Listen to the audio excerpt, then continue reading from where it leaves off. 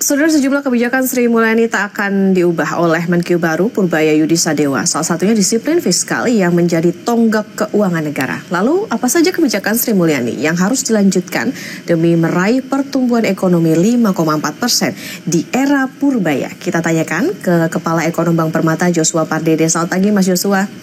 Selamat pagi Okta. Mas Joshua, ini jangan sampai baju Sri Mulyani kebesaran ketika dipakai sama penggantinya. Lantas karakter atau kebijakan Sri Mulyani apa sih yang harus dipertahankan untuk meyakinkan market? Ya, tadi sebenarnya sudah sempat disampaikan ya, disiplin fiskal itu penting, bagaimana menjaga rasio defisit fiskal tetap dijaga di dalam 3% terhadap PDB, rasio utang pun terhadap PDB pun juga tetap dijaga dalam kondisi level yang sehat. Lalu juga bagaimana reputasi global pun juga ini penting untuk tetap dijaga. Dan yang terakhir adalah bagaimana komunikasi kebijakan ya agar transparan. Ini juga harus tetap dikomunikasikan kepada semua stakeholder, terutama kepada investor. Sehingga tiga hal itu saya pikir menjadi krusial untuk Menkyu yang baru agar tetap bisa menjalankan ataupun tadi dikatakan melanjutkan ya mesin-mesin keuangan yang ada saat ini untuk bisa lebih lanjut lagi mendorong pertumbuhan ekonomi lebih optimal lagi. Oke, disiplin fiskal kata kuncinya. Lantas Sri Mulyani ini kan sudah janji pajaknya nggak naik, tapi defisit anggaran 2,48%. Mampu nggak kira-kira Purbaya menjaga ini? Terutama kalau kemarin kita lihat responnya nih agak kurang baik nih ketika baru pelantikan. Ya, tentu ini yang menjadi pertanyaan besar adalah pertanyaannya kalau sekiranya belanjanya tidak bisa diotak-atik lagi, khususnya belanja prioritas pemerintah pusat dari presiden, tentunya Menteri Keuangan baru harus memutar otak terkait dengan dari sisi penerimaan, khususnya lagi dari sisi penerimaan perpajakan. Karena seperti yang kita tahu bersama bahwa era APBN 2026 penerimaan perpajakan ini naik kurang lebih hampir 13%. Dan ini tentunya memberikan message yang kurang positif ya kepada dunia usaha dan juga kepada konsumen dan juga masyarakat secara luas. Artinya akan ada kenaikan ataupun dari sisi masyarakat pun juga akan terbebani dengan pajak yang akan meningkat di tahun depan. Nah, oleh sebab itu memang perlu ada perluasan cakupan wajib pajak dan terutama dari sisi sektor misalkan digital, lalu juga pekerja informal. Dan yang lebih terpenting lagi adalah ke kelompok high net worth income individual ya. Dan juga tadi juga perlu dieksplorasi lagi misalkan pajak kekayaan. Ini memang sudah sudah mencuat juga di beberapa lembaga think tank. Namun juga ini perlu dipertimbangkan oleh Kementerian Keuangan untuk bisa meningkatkan penerimaan perpajakan. Jadi jangan hanya penerimaan pajakan ini ditarikin hanya untuk menengah ke bawah saja, tapi juga bagaimana kita mengoptimalkan masyarakat menengah ke atas. Dan berikutnya pun juga terkait juga dengan optimalisasi PNBP, ya dengan adanya termasuk juga dividen BUMN, royalti sumber daya alam, dan juga reformasi tata kelola sovereign wealth fund, ya. Dan juga yang lebih terpenting lagi adalah efisiensi belanja, ya, karena kita perlu melihat lagi mengevaluasi bagaimana penyerapan dari sisi belanja prioritas pemerintah. Kalau sekiranya memang belanjanya ini masih belum terserap dengan optimal, berarti masih ada belanja yang bisa dialokasikan untuk belanja-belanja, misalkan untuk insentif fiskal, misalkan untuk industri manufaktur yang bisa menyerap tenaga kerja, dan juga misalkan untuk memberikan insentif pada UMKM yang bisa menyerap tenaga kerja dalam jumlah besar. Jadi ini saya pikir masih banyak opsi-opsi untuk bisa mendorong lagi pertumbuhan khususnya menengah ke bawah. Oke, harus kreatif cari alternatif pos penerimaan pajak termasuk tadi utak-atik terutama buat menyasar menengah ke atas. Mas Joshua, ini kembali lagi pasca reshuffle kita lihat ISG anjlok, kemudian juga nilai tukar rupiah terhadap dolar Amerika Serikat juga kemarin juga terdepresiasi. Apakah market nih kayaknya have no clue tentang siapa sih Purbaya ini sendiri? Ya, saya pikir sangat wajar ya kalau kita bicara bagaimana kinerja Bu Sri Mulyani dan juga dari sisi track recordnya beliau ya. Tentunya investor memandang bahwa Bu Sri Mulyani adalah sudah menjadi penjaga gawang keuangan Indonesia yang berhasil ya dalam misalkan melalui beberapa krisis dari 98 ya dan juga terakhir krisis COVID 2019.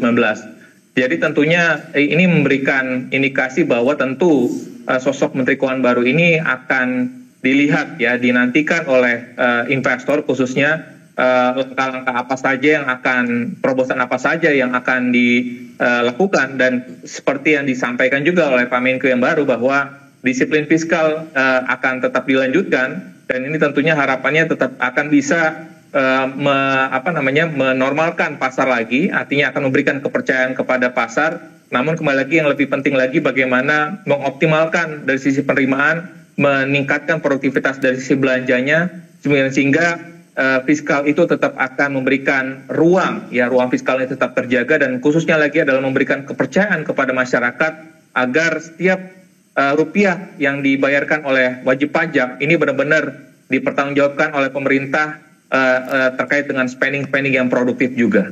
Kembali lagi adalah soal bagaimana disiplin fiskal, kemudian juga bagaimana standar seorang Sri Mulyani ini juga harus bisa dilanjutkan dan juga lebih baik tentunya oleh Menkyu Purbaya. Mas Joshua, Global Networking Sri Mulyani kan juga nggak kaleng-kaleng ya, kita tahu G20 Indonesia mulus walaupun G7 atau G7 bersih tegang, kemudian juga Sri Mulyani ini kan juga mampu mencegah negara maju walk out, benchmark tinggi, effort apa yang bikin Menkyu baru bisa diterima market? Ya, saya pikir memang ini harus dicontoh ya. Artinya bagaimana Menkyu Pak Purbaya pun juga perlu melakukan hal yang sama seperti yang dilakukan oleh Bu Sri Mulyani. Artinya perlu Pak Purbaya proaktif dalam berbagai forum internasional ya, baik itu IMF, World Bank, G20, dan juga menunjukkan bagaimana kemampuan diplomasi ekonominya, memastikan bagaimana komunikasi kebijakan fiskal berkoordinasi dengan moneter, dan juga mengirimkan sinyal konsistensi terkait dengan reformasi struktural, dan mungkin tentunya yang lebih penting lagi adalah confidence building measure ya di dalam negeri ya, tentunya dengan konsistensi dari sisi state budget ya, dan juga confidence building keluar negeri melalui forum multilateral ya, roadshow investor dan juga rating agency. Ini saya pikir menjadi step awal untuk bisa memberikan sinyal penting ya kepada dunia luar ataupun ke dunia internasional bahwa Menteri Keuangan Pak Purbaya pun juga memiliki track record bagus ya dalam hal forum-forum internasional. Oke. Kalau Mas Yusuf sendiri melihatnya ekspektasi pasar nih Menteri Keuangannya seperti apa sih sebetulnya sekarang di tengah tantangan global yang terjadi saat ini? Ya, tentu yang lebih penting adalah dari sisi investor adalah khususnya investor di pasar obligasi adalah menjaga tadi disiplin fiskal. Defisit fiskal ini perlu dikonfirmasi ulang lagi bahwa sekalipun memang tentu reshuffle ini tentunya memberikan indikasi bahwa profil dari Pak Purbaya adalah cenderung pro growth ya, seperti yang juga disampaikan pada saat press conference pelantikan beliau di istana. Dan namun di sisi lainnya pun tentunya Pak Purbaya pun juga perlu meyakinkan kepada para investor bahwa sekalipun nanti kebijakan fiskal akan cenderung pro growth ataupun agresif, namun tetap akan ada pakemnya dalam hal ini, akan ada disiplin fiskalnya ya, sekalipun memang tadi akan akseleratif fiskalnya tentu, tapi tetap akan menjaga disiplin fiskal, dan di saat bersamaan pun juga peran dari otoritas fiskal akan juga menghargai atau menghormati independensi dari sisi kebijakan moneter. Yang ini juga penting sekali untuk karena harmonisasi ataupun sinergitas otoritas fiskal dan moneter ini tetap harus dijaga independensi dari Bank Indonesia, karena ini tentunya memberikan sentimen positif kalau independensi Bank Indonesia ini tetap dijaga oleh pemerintah Indonesia. Oke. Mas Joshua, tapi ada juga nih langkah Sri Mulyani yang konservatif untuk daya beli. Apakah Menkyu yang baru ini sekedar harus meneruskan aja atau harus bikin gebrakan baru, misalnya menaikkan standar penghasilan bebas pajak dan lain sebagainya? Ya tentu, saya pikir ini beberapa simulasi ataupun exercise dari state budget ini tentunya akan terbuka. Namun tentunya hal tersebut harus bisa dikomunikasikan lagi kepada Presiden dan juga seluruh KL yang lain, dan juga khususnya kepada DPR ya, apabila dimungkinkan dengan kondisi global yang saat ini memang kondisinya sekiranya memang kondisi resentimennya sudah mulai membaik, tentu pemerintah ataupun dengan tadi mempertimbangkan misalkan produktivitas dari MBG let's say di tahun ini sekiranya belum cukup optimal, tentu pemerintah bisa mempertimbangkan alokasi anggaran MBG di tahun depan itu bisa dialokasikan ke pos-pos lainnya yang bisa tadi mengakselerasi misalkan insentif sektor padat karya seperti manufaktur agar bisa membatasi PHK atau bisa memberikan insentif agar ada penyerapan tenaga kerja, memberikan insentif pada UMKM ataupun juga bisa memberikan fasilitas ataupun memberikan dorongan positif ya, misalkan ada pemangkasan PPN. Ini saya pikir akan bisa mendorong spending yang cukup signifikan, mengingat dalam jangka pendek ini pertumbuhan ekonomi kita sangat ditopang oleh konsumsi masyarakat, sehingga dari sisi relaksasi PPN ini akan sangat mendrive pertumbuhan ekonomi jangka pendek. Oke, ada banyak PR tentunya yang menanti ke Menkyu Purbaya ini setelah peninggal Menteri Keuangan Sri Mulyani sebelumnya. Nah, Mas Yusuf, kalau dilihat dari pasar saham, apakah saham perbankan ini bisa dikatakan jadi tumbalnya investor asing yang kabur? Sampai kapan ini bisa terjadi?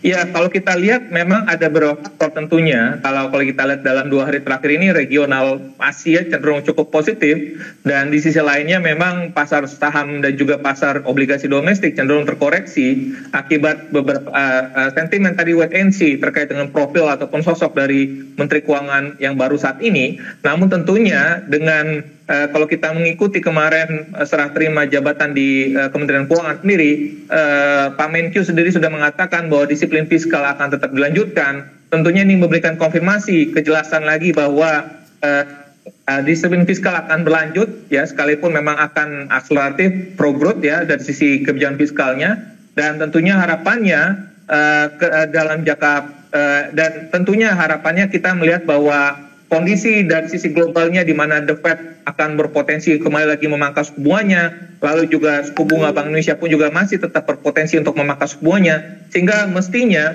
kalau kita melihat dalam kaitannya kepada saham-saham ataupun IHSG secara keseluruhan dan juga pasar obligasi secara keseluruhan, semestinya ini akan memberikan sentimen positif, dan sehingga tentunya kami tetap melihat akan ada arah-arah pembalikan termasuk juga untuk arah kembalikan kepada nilai tukar rupiah kita. Berarti bisa dikatakan sebetulnya pergantian Menkyu itu sendiri bukan satu-satunya pengaruh begitu ya kepada IHSG maupun juga nilai tukar kemarin?